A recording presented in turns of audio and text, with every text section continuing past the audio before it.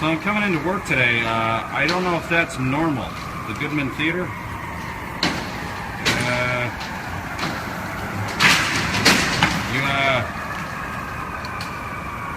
might want to get a hose. Oh, here comes some guys with hoses. It's car con carne. Let's eat in the car. It's car con carne. And now here's the star of our show, James Van Alstyne. And today, the Car Con Carne, the world's only food podcast recorded in a car, finds me at Susie's on Montrose. It's by Elson. I think this place is open 24 hours. And sitting shotgun is old pal Sherman. Oh, it's good to have me in your car, I guess. I guess that's right. I've never been in your car before, especially with microphones shoved in my face. It's a transition. It's a change. Now, this is weird timing. We planned this for Saturday morning, 11 a.m. Unbeknownst to either of us, it would be shortly after you posted a video that went viral. This is the last thing that I would think that would be happening on a Saturday morning. Yeah, I came in to the radio station. I was on WKQX. I was on 101 WKQX this morning. I just came from there, and when I got out of my car, I hear this big bang. I'm like, what is that?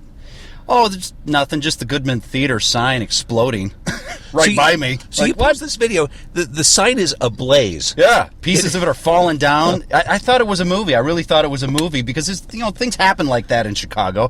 I've driven into, what was it, when Transformers was filming, I literally drove onto the set and had no idea that I was on the set, and an Apache helicopter flew right over my car. I'm like, what is going on here? I did the same thing with Transformers. There were like burnt out cars in the financial district. I'm like, what happened here? It was like apocalyptic. Yeah, it was the same type thing. But I'm looking around. I'm like, no, this is not a part of a movie. This is the sign exploding. So this is like 5 o'clock in the morning? Yeah, it was probably about 5 o'clock in the morning. So I called 911 because I had people busting me. Oh, hey, wait to take the video, not even call. I'm like, no, I called 911. And then I started taking the video. But, I give the fire department credit. They showed up in like 2 minutes or so. But, well, and you referenced that in the video. The commentary is great. You said something like, they're going to need someone with a hose. Yeah. I'm like, oh, here comes some guys with hoses. It works out great. But, yeah, I'm like, I don't think this is supposed to be happening. Even though it would be a great eye-catching sign, just a sign always ablaze. Yeah. It would get people in the theater. It would the work eternal out. flame of the Goodman Theater. But yeah, I already got contacted by Good Morning America. It was on NBC5 and NBC7 this morning. I'm like, so you were on TV already? The video was. Yeah, the video was, yeah. So that was on TV. But yeah, it's supposed to be, I guess, on Good Morning America tomorrow. So explain how that happens. You posted, like, I've never had a viral video. Not one like that. I've never had one like that either. So you posted, and then how quickly after it posted did people contact you? The most famous thing I've done in my career is taking a picture of a fire. Maybe I should be aspiring for more. I don't know. No, it actually, I could not believe how fast it took off. I mean, that happened at 5 this morning. By 7, 8 o'clock, Good Morning America was already calling. So they were calling your phone? They called my phone. I didn't know who it was at first because I don't answer my phone if I don't know who it is. And then they started emailing me. Somehow they got my email address. I did let ABC7, because we're in the same building as ABC7, I did let them know what had happened. I said, hey, I just posted a video up on Facebook of it. If you want to use it, it's totally cool. I'll give you permission.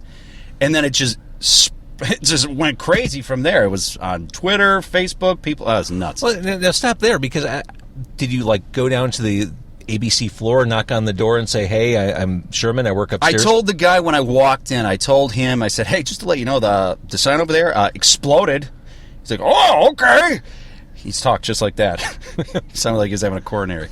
But no, then I called, because there's a tip line. There's a news... Got it. So okay. I called the newsroom and I let him know. Like, hey, I'm upstairs, just so you know. Yeah. Goodman signs ablaze. Place on fire over there. Over there. Over there. Take the camera. So Good Morning America just wants to show the video? Yeah, that's all it is. It's not that exciting. It's a little exciting. It's exciting for my phone. My phone is a star. I was looking at the count on Facebook this morning. It was like 5,500 views or something like that. I get excited if like 10 people like something I post. I get lucky once in a while. It's right place, right time, I guess, on that one. So we're at Susie's. I've been here a few times. I think it's open 24 hours because really, if you need a taco or a Polish sausage, you can't wait.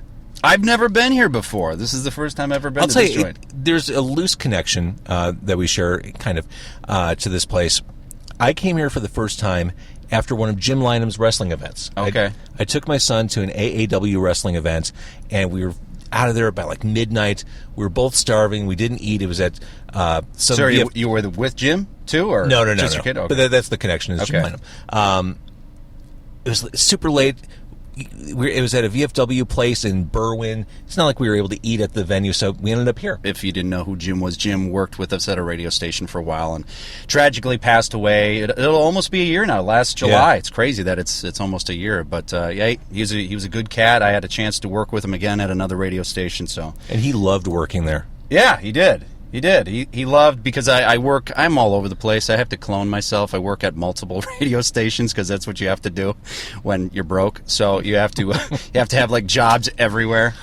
Really, tell me more about that life. What's it like having to work broke? multiple jobs? There's a lot of us like that. Multiple jobs. Yeah, dude, I swear, man, I have to clone myself. It's good, though. I choose to do this. I can't complain. I choose to work in multiple places. I've done jobs. And this is not a job. This is almost as close to not having a job and still getting paid.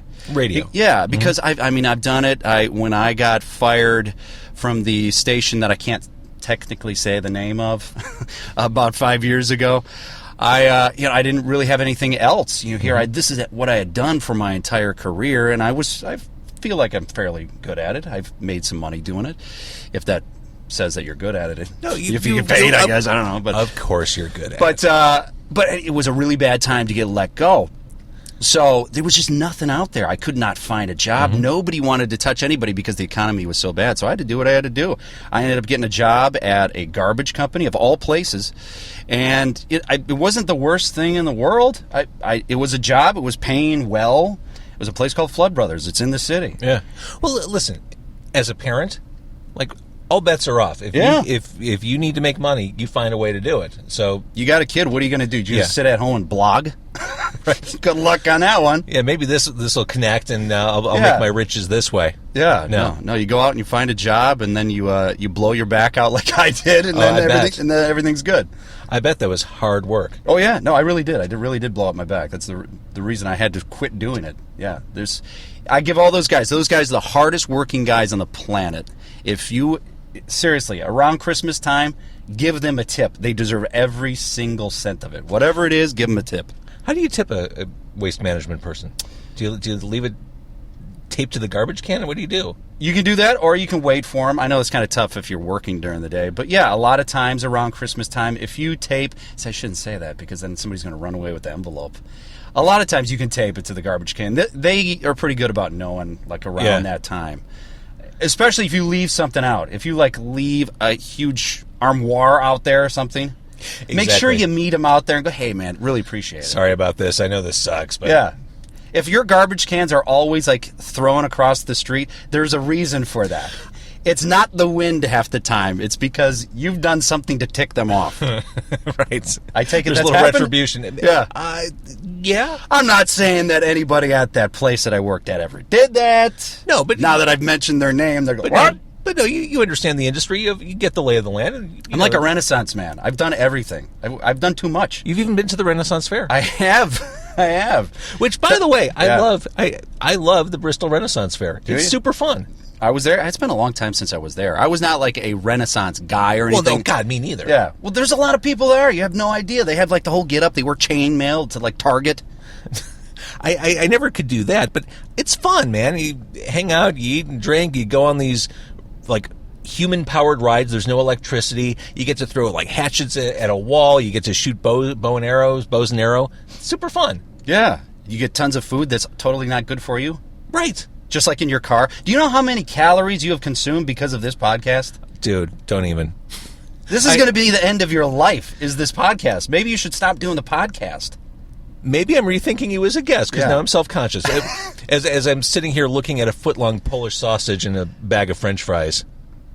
I can't wait to indulge. And I've never had this one. All right, well, let's start opening as we talk.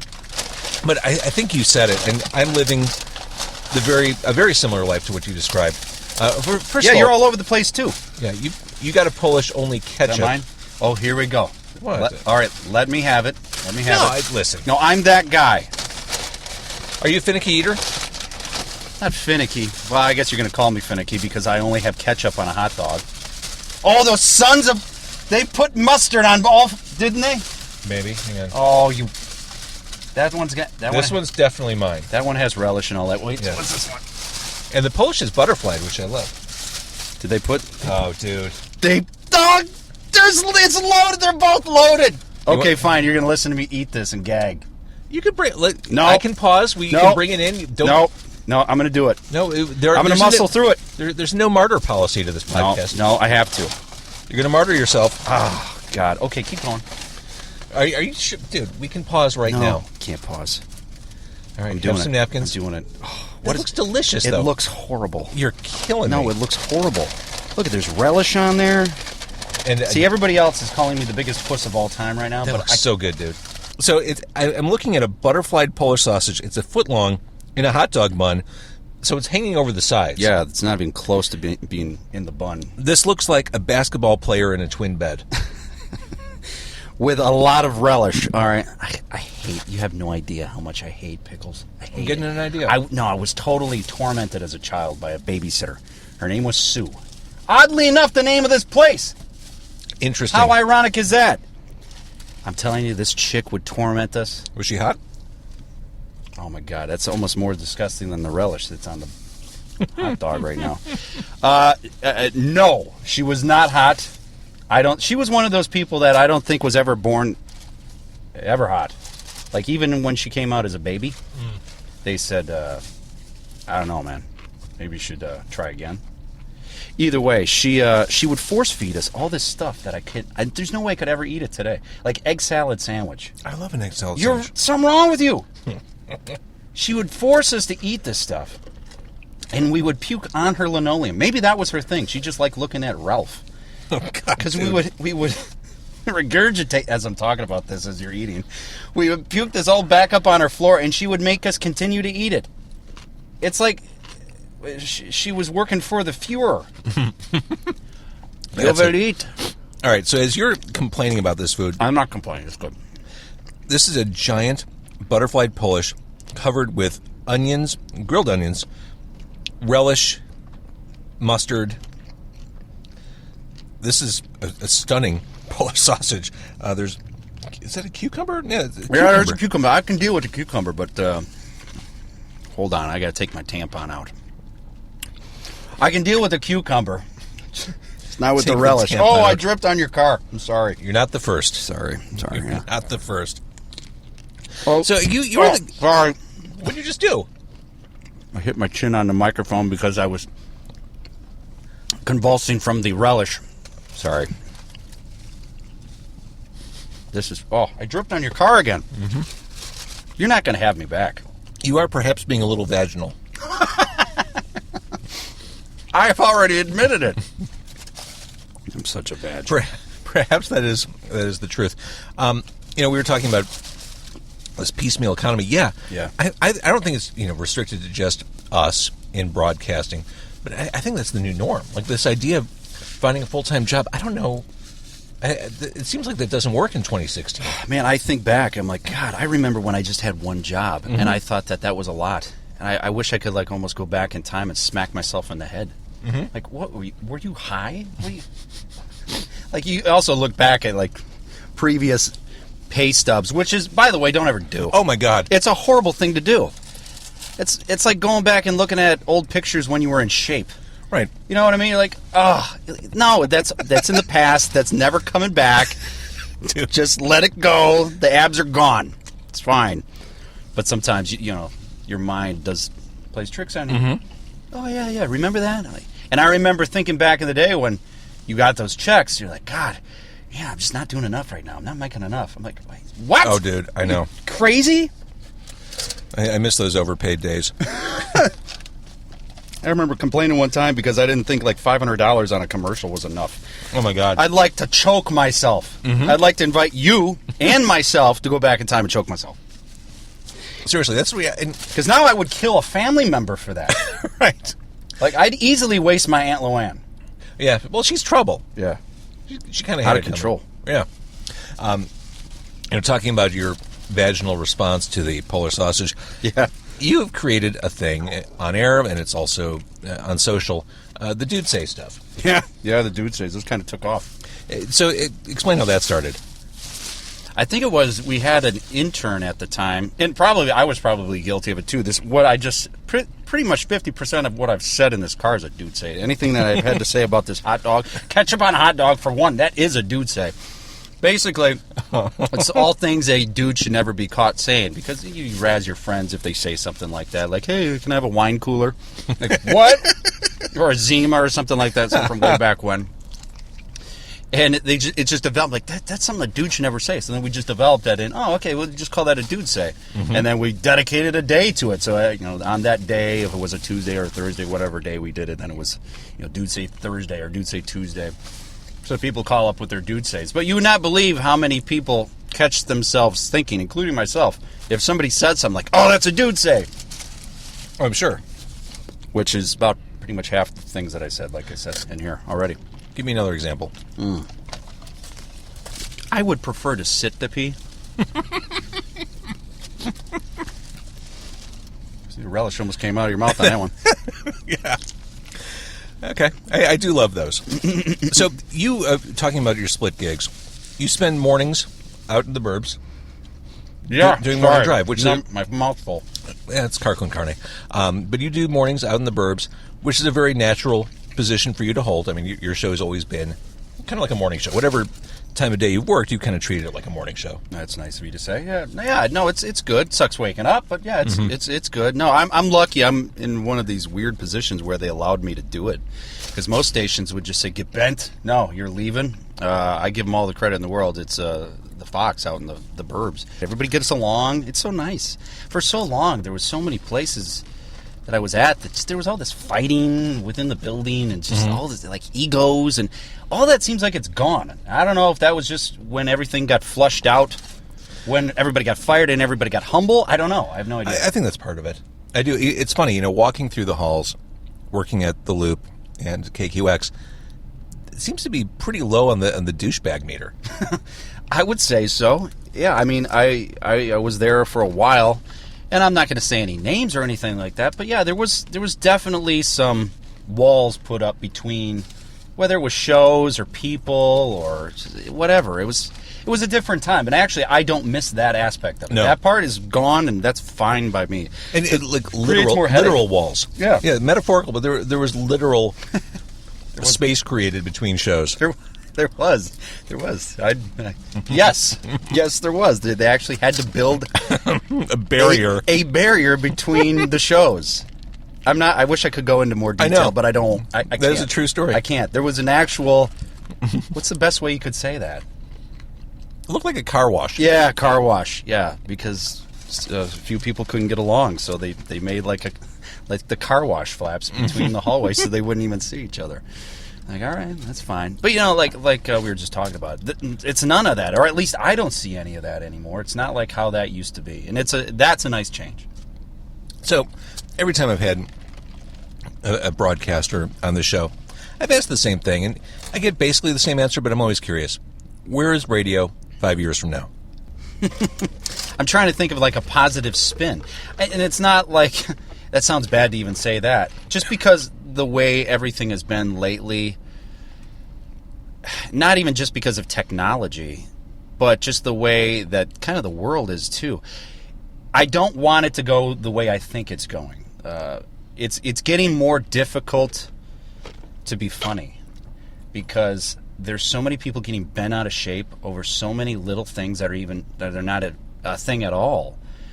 Just talking about management? No. I'm just talking about. You're talking about in the general, political correctness of the world. Yeah, and I couldn't agree more. And this is not like a political statement at all. This is, we need to make America great again. No, it's not that at all. It's just everybody gets so bent out of shape over any little thing you do, and now it's a job ender. If all of a sudden, like you were talking about how this thing went viral today, if you were saying a joke, and it doesn't even have to be anything that's remotely offensive, if one person, and that's it, one person can decide if you have a job or not. If this one person decides that because you made fun of this hot dog, because it had pickles on it, and he was a pickle farmer, and he's really upset about it because his whole family grew up with pickles. And I find this reprehensible, and I'm going to your advertisers, and I'm going to picket you. One guy like that can end up getting you fired just because you make a joke about pickles. See, I blame millennials for the political correctness. I was listening to Sherman on WKQX, and he said something that was a trigger for me. It really made me uncomfortable. He really it was insensitive, and it was unkind, and it really upset me, and I'm going to now tweet the crap out of it. Yeah, there's so many dumb things that just get blown out of proportion. And there's a lot of people that lose their jobs over it. And I'm not saying that some of them are justified, of course. But of course. At the same time, just lighten up. It's comedy. That's it. Do you go to a comedy club, and when the guy's up on stage, go, "Oh, I'm offended"? You're at the comedy club. You know what that's about. That's kind of the same deal. Everyone does seem a little more delicate. It's interesting. When I last worked full-time in radio, it was late. It was 2010, 2011, and everyone was still in that post-Janet Jackson FCC, be careful about your content from a sexual content perspective. Which, by the way, was the stupidest thing on the face of the earth. They went after radio when that happened on television. Right. And television was by far a worse offender. It's crazy. But that was really the mindset. Be careful about what you say. Don't hint towards things like bodily eliminations. Don't hint about anatomy. Now it really is what you said. The concern seems to be just offending people, and you can never know what that thing is going to be. And it doesn't even have to be offensive. That's the thing. Mm-hmm. That's what is the most frustrating, because how am I supposed to do? And I'm not having that problem right now, but I can see it happening around with other stations. People getting in trouble, whether it is with management or whatever. And like I said, this is not a personal story to me. I'm not having any problem with that right now, but it's just crazy what I see. I'm like, man, they're just joking around half the time. And I'm not talking about they're going after, this. I'm trying to think of a good example, and I'm not thinking one because I'm holding fries in my hand. Yeah, so, you're not opening a mic at KQX saying, so let's talk about black guys and midgets. Yeah, exactly. You're not saying something that's truly offensive or alluding to something like that. Right. Talk about pickles. Right. Friggin' pickles. How dare you? Yeah. All right, what's the verdict on the French fries? I just ate one. That one was way too hard. Yeah, they seem like super over-fried. I take it they're not giving you any coin then to come here. No.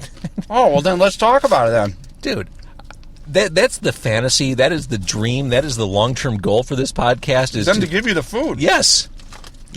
No, this is... James Van Alzel had to pay. How much do you have to pay? This was a $20 meal. But here's the thing. I do have backers on Patreon who are kind enough to help finance the hard cost of the show, which is... Who's paying for the fuel running the air conditioning? Well, that's me. But yeah, I couldn't do it without backers. Truly. I mean, to your point about being poor and working multiple jobs, if I had to pay for 4 meals a month, 4 meals for 2 a month, I couldn't do it. Just with kids. No money coming in. Yeah, kids. There's no way. I've got summer school and summer camp about to start, which, by the way, not at all cheap. Kids are like the equivalent of sponges in water on money. Like, they just... Hey, where'd it all go? Oh, it's on a sponge. And they do weird things like they keep growing, which means new clothes need to be purchased at all times. Or for some reason, they find every virus that's out there. Oh, my God. That's all kids do. They go, hey, let's look up that virus. It was worse when I had kids in daycare, because that stuff, I mean, more so than elementary school, those daycares, that stuff would circulate so fast. Oh, yeah. And great. Daycare is a petri dish. And you learn about acronyms like RSV. We were in the hospital, RSV. We were too. Was it a nebulizer? What is it? Nebulizer, a nebulizer, yeah. Oh, yeah. Food allergies, all kinds of... Which, by the way, are peanut allergies new? Like, I know they existed for a long time, but, my kids were in school, and it seems like there are like 2 or 3 kids in each classroom that have peanut allergies. What happened? It's funny you bring this up, because my son, my oldest, because I have 2 of them, my youngest doesn't have it, but my oldest does. Peanut allergy? Yeah, he has a peanut allergy. Everybody in our family that are younger now all has it. It's really? Absolutely ridiculous. And what sucks for them, they have to sit at their own table. Yeah. Oh, yeah, it's like they're isolated. They're on the outskirts of their own class. Yep. So it sucks for them. And my son, he's like, I feel bad for him. Mm-hmm. He's like, all I want to do is just sit with my friends. And he can't. He's got to sit like with some other guy that's, drinking like goat milk because he's allergic to lactose. So So he's stuck there. So, I mean, he's done everything. He hates needles more than anything. He's deathly afraid. And he decided, he's like, I'm going to get the shot to see if I'm still allergic. We have not told him yet that he's still allergic. We're going to crush this kid again. I hope he's not a listener. Yeah. Evan, unsubscribe to James Van Oslo if you can. But seriously, like, this is something that has, I mean, your son included, this seems like this is new-ish. Like, I don't remember growing up, no, kids. Never had it when we were kids. Nobody ever heard of anything. Everybody ate peanut butter and jelly sandwiches because it was cheap. It's interesting. Yeah, and my kid had lactose allergies for maybe his first 5 years. Yeah. So, I mean, you become, as I'm sure you are with nuts, you become very aware of ingredients and labels. Like, I'd have to look at every box and product on the shelf if it had whey on the ingredient list. I'm like, nope, can't bring that home. There's so much stuff that I can't eat. I can't bring it home. Right. Peanut M&Ms. I love them. Can't eat them. Try the pretzel M&Ms. Pretzel M&Ms. They're delicious. Haven't had A fine substitute. Well, see, the problem with that is, though, too, this is probably going to get so boring for people who are talking about like peanut allergies, but if they're processed in the same plant, right, they can't really eat those either because they might have touched. Exactly. It's so, you can't do this, you can't do that. Like, it used to be a whole lot easier.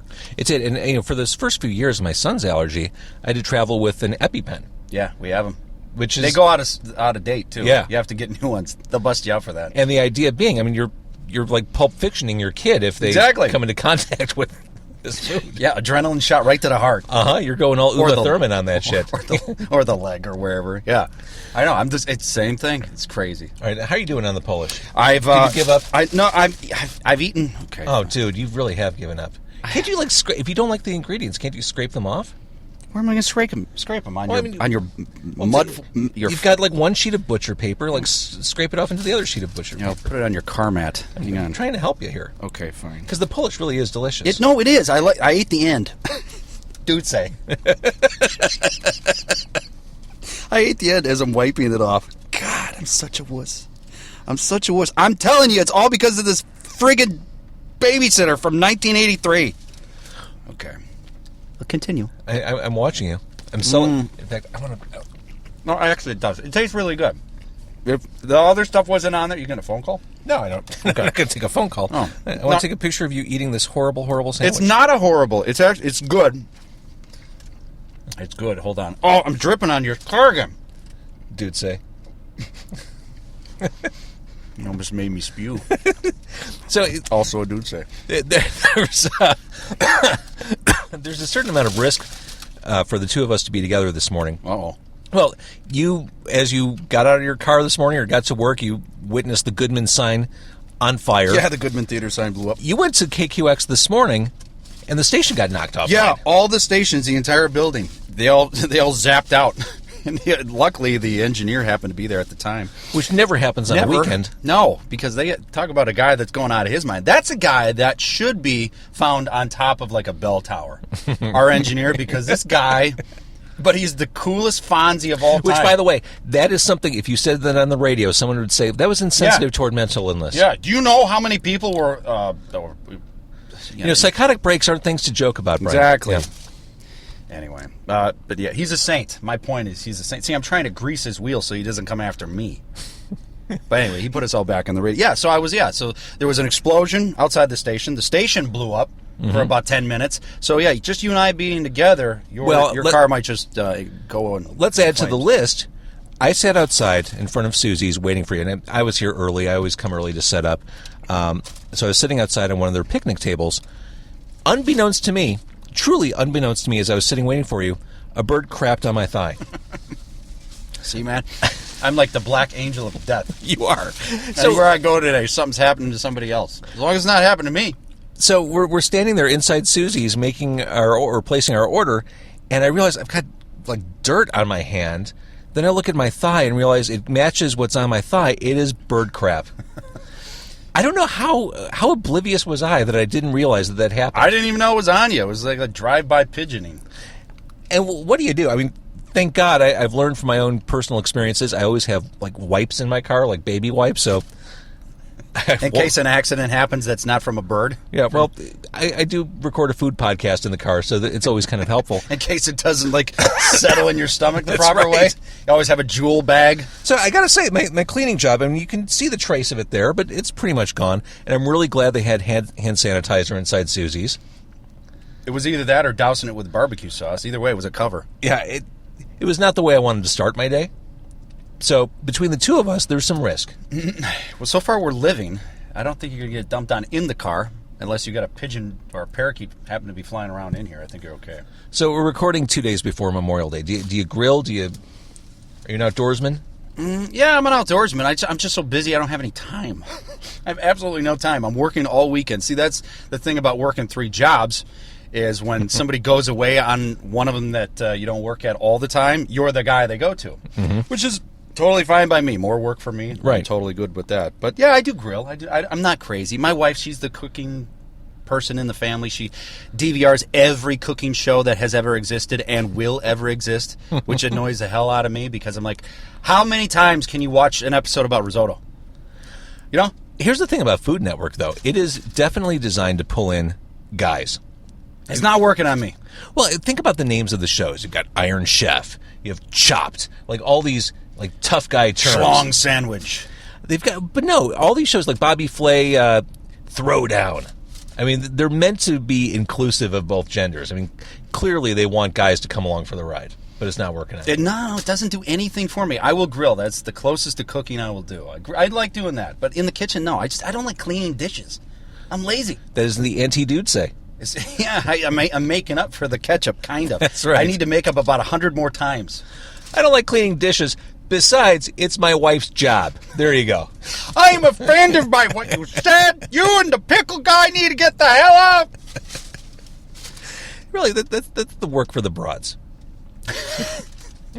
So what, you trying to get me? Somebody's already going to get upset by your podcast now. You're not going to believe what they talked about. Talking about broads. Again, it's all trigger words, trying to offend. The millennials seem very sensitive. I think it comes back to the whole trophy thing. You know, everybody getting a trophy type thing.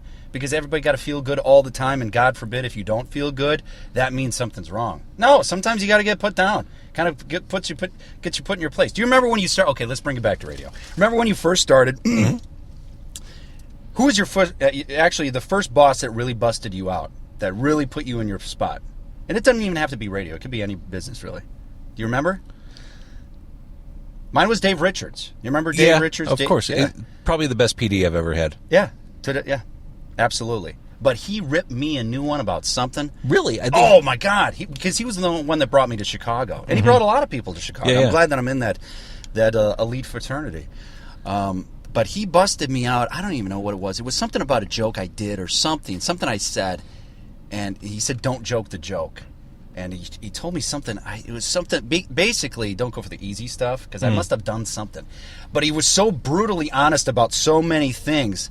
I'm like, and that's a kind of guy that you respect, right. Because he's telling you how it is. You want him to be happy, not because he's the boss, but because there was a modicum of respect there. It was almost like a fatherly figure type thing. You wanted to impress this guy more than anything. But I give him all the credit because he could have been Mr. Nice Guy. Oh yeah, everything you're doing's great, but you would have never got any better. That's the same thing with all the trophy thing too. And I know that's very cliche to say. There's other things too there besides the trophy. But this, you got to feel good all the time. You got to no, like a good coach. You knock them down, but then you bump them back up at the end. You don't just go bump up, bump up, bump up. Because then they get this false security of, everything I'm doing is great. And then if somebody says something bad to you about it, oh, God, I find that so reprehensible. No! Sometimes you're getting it wrong. You need to get busted out on stuff like that. Yeah, Dave was good. I learned a lot from him, just management style and everything. He would keep yellow ledger pads on all of his jocks. Yeah. And he would just, every night or day, he'd listen to the jocks and write notes. Man, I'd see him the next day. He'd say, JVO, let's talk. That thing you said, that didn't work. That wasn't funny. Yeah. I'm not sure why you did that. Okay. But I really like this. It was... Yeah. See, that's how you do it. That's exactly. It's like a coaching thing. You tear them down, but then you got to bring them back. But it wasn't even tearing down. It was just... It was. I love the forthrightness of it. And just, here's the bottom line. This sucked. This failed. Blah, blah. Move on. And he was the one... who introduced into my life philosophy the idea of take the hit. Yeah. If you mess something up, do something wrong, take the hit, move forward. At least you learn something from it. Take the hit. Just own up to it, move on. He was good. He was a very straight talk type of person. I love you, Dave. If you're listening, I love you, Dave. He should listen. He should. I miss Dave Invite Richards. him. He's in Seattle. He's like some super powerful radio dude on the Did Pacific you do like Northwest. a Skype car con carne? No, but my goal, I'm doing a lot of business travel. My goal is to end up in another market for business travel where I know someone and have a rental car and call the rental car my sister station. It's like from the sister station, which is a Ford Fiesta in Tacoma. That's my goal, is to be able to do like remotes. You think about... Sorry. Shoe in here. The thing I love about James Van Oslo, he's also in an elite fraternity of having a song written about him by Wesley Willis. God rest his soul. God rest his soul. Wesley Willis, he used to call up all the time and he would do these songs. This is such a blast from the past. It's probably not even worth bringing up. You might edit this out. Who knows? But you have to listen to it. I'm sure it's on YouTube. I believe it is. Also, if you're a collector, it's on Drag Disharmony Hell Right. See, he knows. Look at that. Of course. How did that ever come about? This guy wrote a song about you because he always did like the same type song, but then he decided to do one about I you. knew Wesley. I had him on the radio a lot. In fact, if you want to go really far back, when I was auditioning to take over the local show on the old radio station, I had to come up with a demo tape. So for the demo tape, I did 3 interviews and spliced them together into a demo, one of which was with Wesley Willis at Lounge Acts. Okay. The old Lounge Acts. That was my first time interviewing him, and then once I got the local show, I had him on a couple times. Oh, and so he was on, okay. Oh, yeah, I used to have him in the radio station. And in fact, one of the big station events, the big winter event, I brought him on stage with me to introduce Tripping Daisy, I believe. I remember them. One year. About a girl or... I Got a Girl. I Got a Girl. That's that was off I Am an Elastic Firecracker, which came later. See, James Van Oslo, he's like Rain Man when it comes to anything. It's crazy. I know. I used to have Wesley around a lot, and it was always a train wreck when he came in because he was this giant 6 foot plus, 300-pound schizophrenic guy. He didn't smell awesome when he came by, and like the salespeople would freak. Everyone would kind of duck and cover. Jamie, you'll let him in. But yeah, no, I had some history with him. I still on my wall have a framed marker drawing of the city that he did, because he used to do all these drawings. He'd hang out at rock clubs, and he would just, from his memory, draw these really detailed pictures of the city, different points of the city that just were trapped in his mind's eye. So I bought one, and I love it. He was cool. When I think back, when people ask about Chicago music in the 1990s, like who really represents that era? Is it the Smashing Pumpkins or Liz Phair or Overkill? I say Wesley Willis, because... That's an interesting answer. I wouldn't have expected that. A couple reasons. He represented just the craziness of that scene, that notion that anyone could get a record deal. Anyone could become a star in that moment. And the scene was supportive enough to allow him to become something. I mean, he signed to American Recordings, which was Rick Rubin's label. Jello Biafra put out one of his releases. I mean, he was omnipresent in Chicago. To me, that was Chicago in the 90s, was Wesley. Would you have ever expected... From back then, you'd be sitting in your car with me, with 2 microphones, one strapped to a steering wheel, one to an armrest, doing a show like this? Well, no, but that's not in a demeaning way. I'm just saying. I'm saying it's crazy where everything has gone. For sure. I always believed in podcasting. I started podcasting many years ago. I always thought that I would still be podcasting. Now I didn't know what form that would take. Yeah. It's certainly become easier for people to podcast. You should podcast. Not to put any pressure on you. Oh, look, he's inviting me. You should totally podcast. Because you don't have enough to do. I was going to say, yeah, I don't have any other jobs or family going on. I should do it. But no, I mean, it's interesting. Back in the day, we would do interviews in a studio, and it would be very pristine, but this is kind of where things are at. I mean, it's definitely you say that about interviews. I think this is probably the best form to do the interview, because on radio stations now, it's tough to do that on the air and still be able to get away with it, because stations are kind of strapped to getting through things faster now because of just the way the ratings are. And it's not the radio station's faults or anything or anybody. It's just kind of like that's the way it is because of the way that they take ratings now. And you're judged upon minutes, and it's crazy how elaborate it can get. It can get down to 2 people monitoring you to decide the fate of everyone at the radio station. It's crazy. But like long form interviews, this is the perfect place to do it. You know, it's interesting. For so long, for the past several years, companies, broadcasting companies, everyone thought that video was the end solution. Like, oh my God, we're going to do video stuff. That's it. We have to have a video strategy. Audio content, radio type content was ignored. And now all of a sudden people are realizing, oh yeah, people like listening to long form audio content. Well, it's a hell of a lot easier when you're driving to work where Exactly. you can listen to it. You can't do that with a video. Yeah, if you're on a train, if you're in a car, even if you're at the gym, it's easier to just listen than it is to focus two of your senses. So I think people are catching up now, and long answer to your question, yes, I thought I'd be here, but just maybe not exactly this way. Sitting here watching me complain about a pickle. Yeah, which has its charms. People. It's good though. It is good. It is. I good. recommend Susie's. It's good. This is one of those places that has everything, so you have to wonder how good everything is. Like, you go to a place like this, and if I order a hot dog or a burger, I'm probably good. But if I start going down the list of the honey butter chicken or the tacos or the gyros, maybe those won't be as fresh or as good. Did you ever go to the joint that's right across the street from the Metro? I don't want to say their name because I want to say some stuff about them. Oh, yeah. No, of course I've been there. Because I used to live right there. I used to live right above the subway, right where the Piano Man used to be. Right. Over there. Or Ginger Man, whatever. Over by Uncommon Ground, which has grown like a virus. Yeah, on exactly. that block. Yeah, I lived right across the street from Uncommon Ground. When I moved there, they were never there, and then they moved in, and then all of a sudden just exploded. But anyway, that place, we would go there late at night, and we would get food. Because, you'd be hammered from wherever you went that night. But then you'd go there during the day sober, and you'd look around at the stuff you didn't see when you were hammered. Like the 2 inches of dust up on top of everything.